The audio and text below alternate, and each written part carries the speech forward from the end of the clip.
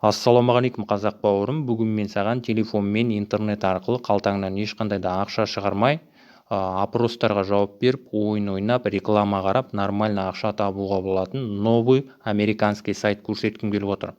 Егер де қызық болса, видеоны өткізбей соңына дейін мұқият қарап шығуыңды сұраймын. Сосын егер де сен менің YouTube каналыма әлі де болса жазылмаған болсаң, міндетті түрде менің YouTube каналыма жазылып, қоңыраушаны басуды ұмытпа. Сонымен бүгінгі көрсеткім келгені міне мынандай сайт. Сайттың аты ClimbBits деп аталады. Бұл сайттың ссылкасын мен осы видеоның описаниясына, сосын осы видеоның ең бірінші комментарийына қалдырам. Сосын Телеграмда менің мынандай каналым бар, қазақша онлайн бизнес деген. Егер де Телеграм каналыма жазылмаған болсаң, міндетті түрде Телеграм каналыма да жазыл. Телеграм каналының ссылкасы осы видеоның описаниясында. Сонымен енді бұл сайт арқылы ақша табу үшін ең бірінші бұл сайтқа тіркелесің. Тіркелу үшін мына жерде мына кнопканың үстінен басасың. Мына жерде sign up дегеннің үстінен басасың. Sign up дегеніміз уже тіркелу деген сөз. Логин дегеніміз уже кіру деген сөз. Sign up дегеннің үстінен басамыз. Сосын мына жердегі рекламаны жауып тастауға болады. Мына жерде X-тің үстінен басатын болсаң, рекламаны жауып тастауға болады. Username деген жерге логин ойлап табасың, немесе өзіңнің атыңды ағылшын әріптерімен жазуыңа болады. Email адрес деген жерге электронды почтаң жазасың, міндетті түрде өзіңнің қолданып жүрген. Мына жерге пароль ойлап табасың. Мына жерде капчаны орындайсың, яғни робот деген сөздің қасына галочка қоясың, капчаны орындайсың. Сосын мына жерге галочка қоясың, регистр дегеннің үстінен басасың, сол кезде мына сайтқа тіркелесің. Сосын мына сайтқа тіркелген кезде қолданған электронды почтаңа SMS келеді. Яғни мына жерге жазған электронды почтаңа SMS келеді. Сол SMS-тің ішінде ссылка болады. Сол ссылка арқылы өтіп, мына сайттағы аккаунтыңа подтверждение жасайсың. Мына жерге жазған электронды почтаңа SMS 15 минуттың ішінде келу керек, немесе 1 сағатқа дейін созылуы мүмкін. Сол SMS-тің ішіндегі ссылка арқылы өтіп, мына сайттағы аккаунтыңа подтверждение жасамасаң, мына сайттағы аккаунтыңа кіре алмайсың. Бұл жағы түсінікті деп ойлаймын, түсіндіре алдым деп ойлаймын. Бұл сайттағы аккаунтыңа кіргеннен кейін енді ақша табу үшін. Сосын айтпақшы, бұл сайтқа телефонмен кіретін болсаң, Chrome деген браузермен кіргенің жақсы. Chromeмен кіретін болсаң, бұл сайтта жұмыс жасау ыңғайлырақ болады. Сондықтан да міндетті түрде Chromeмен кіресің.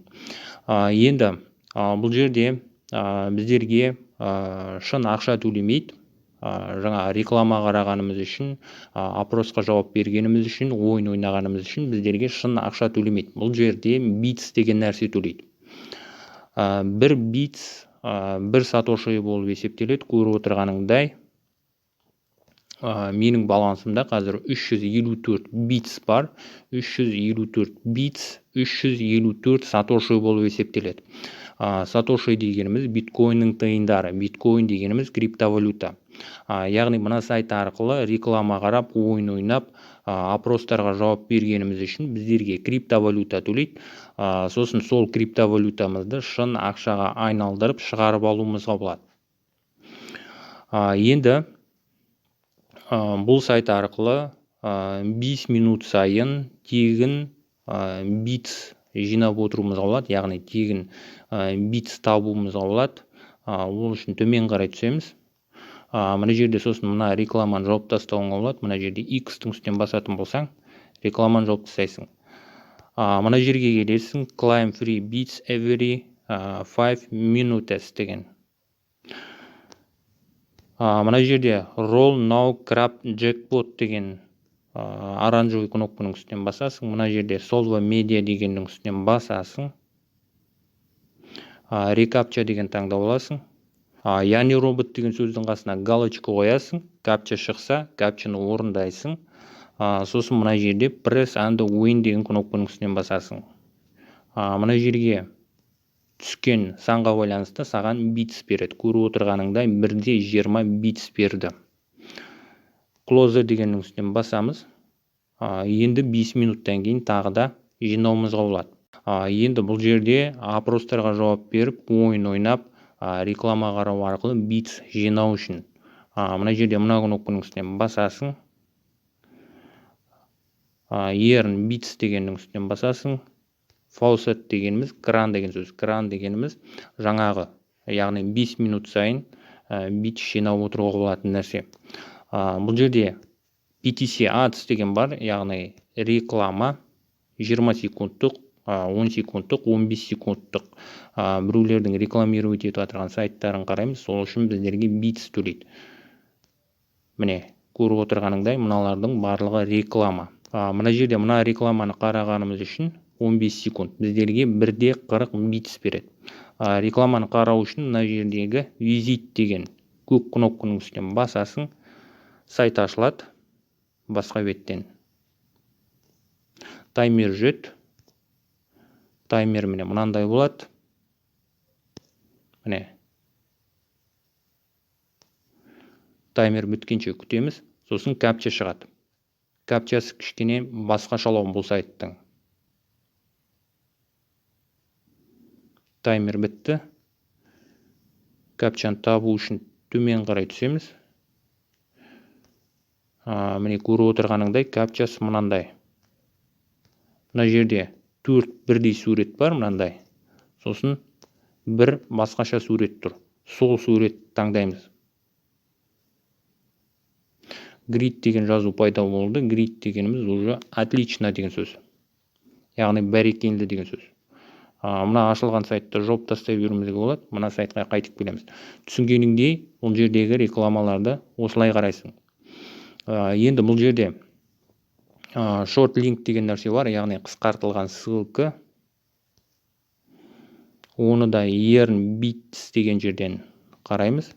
Visit short links, соның үстінен басамыз. Бұл жерде қарауға болатын 38 short link бар екен. Қазір бұны қалай қарауға болады, соны көрсетемін. Төмен қарай түсеміз.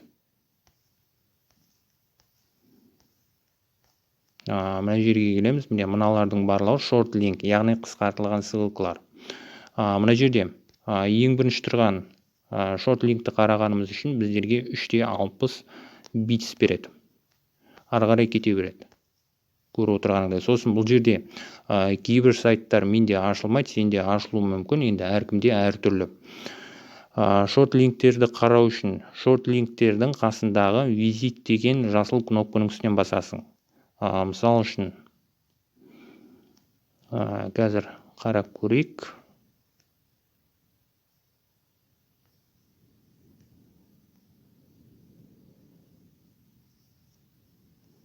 Ашылатын сайтты іздеп жатырмын мен. Түсінбей тұрған болсаң.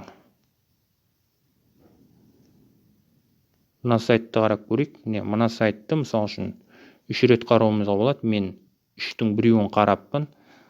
Қасындағы визит деген кнопканың үстінен басамыз. Капча шығады, капчаны орындаймыз. Міне мынандай капча шықты. Капчасы жаңағындай 4 бірдей сурет, сосын бір басқа сурет. Сол басқа суреттің үстінен басамыз, сайт ашылады. Grid деген жазу шықты. Отлично деген сөз. Біздерді қазір басқа сайтқа жібереді. Кішкене күте тұрамыз. Сосын мына жердегі рекламаларға мән бермейсің. Мына жерде click here to continue деген кнопканың үстінен басамыз. Реклама ашылып кетуі мүмкін. Реклама ашылып кетті. Кішкене қиындау болады, short link.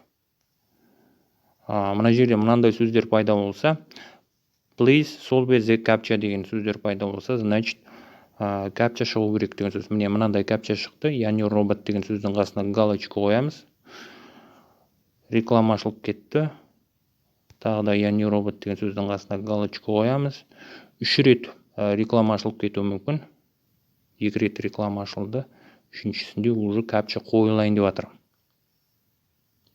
Тексеріп жатыр, кішкене күтіп отыра тұрамыз. Капча қойылды, төмен қарай түсеміз. Енді мына жерде мына кнопканың үстінен басамыз. Click here to continue деген. Сосын мына кнопканың үстінен басқан кезде де 3 рет реклама ашылып кетуі мүмкін. Бірінші рет бастым, реклама ашылып кетті. Екінші рет бастым. Үшінші рет бастым. Үшінші ретте реклама ашылып кетті.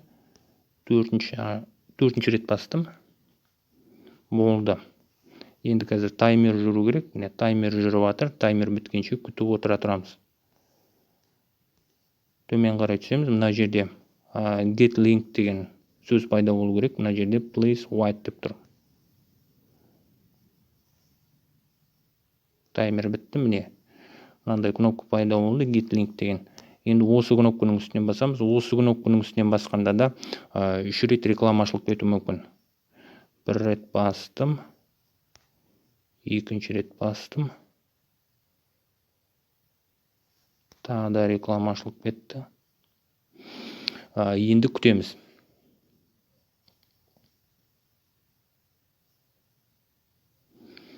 Болған сияқты менің ойымша.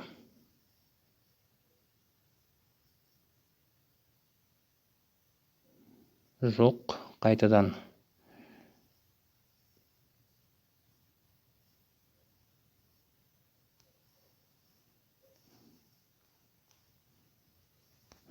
Не алды, аударып жіберейікші.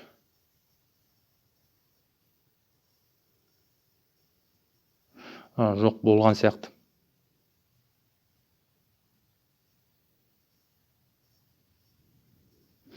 Мына жерде обновление жасалып жатыр. Клаймбитсқа жіберіп жатыр. Жаңағы шорт линкті дұрыс таптық. Төмен қарата түсетін болсақ, мына жерде мынандай уведомление шығып тұр. 3:50 битс берілді деген. Шорт линк деген нәрсені қалай орындайтынын түсіндің деп ойлаймын. Сосын бұл сайттың краны арқылы, яғни фаусеті арқылы ешқандай да шектеусіз 5 минут сайын тегін битс жинап отыруыңа болады. Сосын егерде саған 99.000 саны түсетін болса, 7.000 битс табуыңа болады.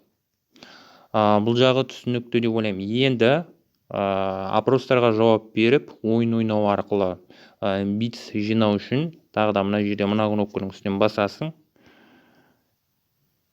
Енді мына жерде offers дегеннің үстінен басасың.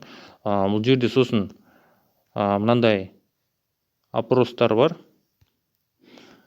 Мынандай Monlix, Lotably, тағы да басқа неше түрлі көріп отырғаныңдай офферлар бар, яғни офферстар бар.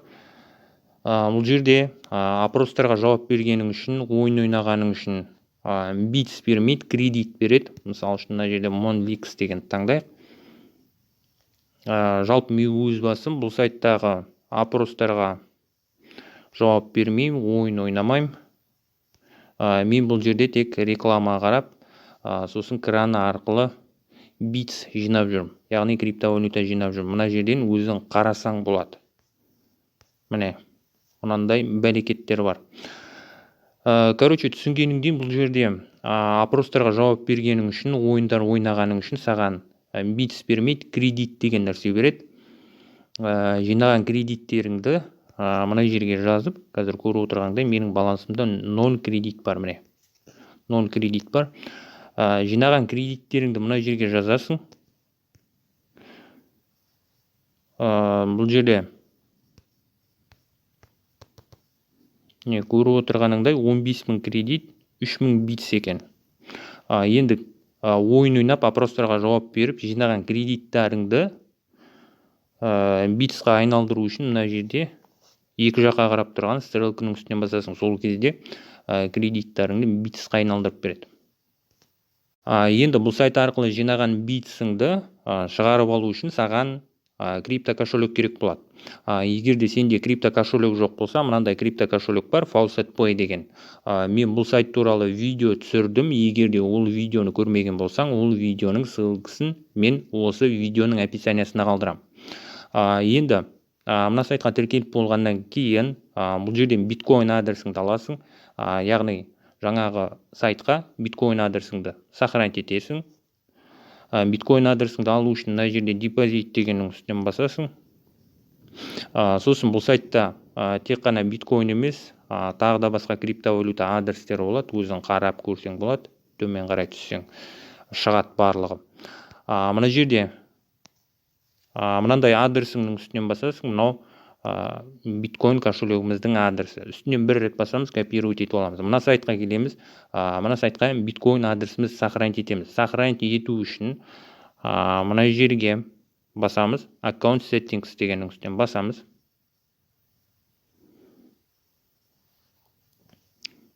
Төмен қарай түсеміз. Енді faucet pay адрес деген жерге жаңа копировать етіп алған биткоин адресіңді қоясың. Мына жерге, мына сайтқа кіретін пароліңді жазасың. Содан кейін update payment info деген кнопканың үстінен басасың. Сол кезде мына сайтқа faucet pay дегі биткоин адресің сохранить етіледі. Енді бұл сайт арқылы жинаған битсіңді шығарып алу үшін мына жерде withdraw деген кнопканың үстінен басасың. Минималка 1000 битс, яғни 1000 битс жинағаннан кейін шығарып алуыңа болады. Мына жерде faucet pay дегенді қозғамайсың. Мына жердегі withdraw деген кнопканың үстінен басасың. Мына жерге жинаған битстарыңның суммасын жазасың. Мысалы үшін 2000 болса 2000, 10.000 болса 10.000, 1000 деп жазайық.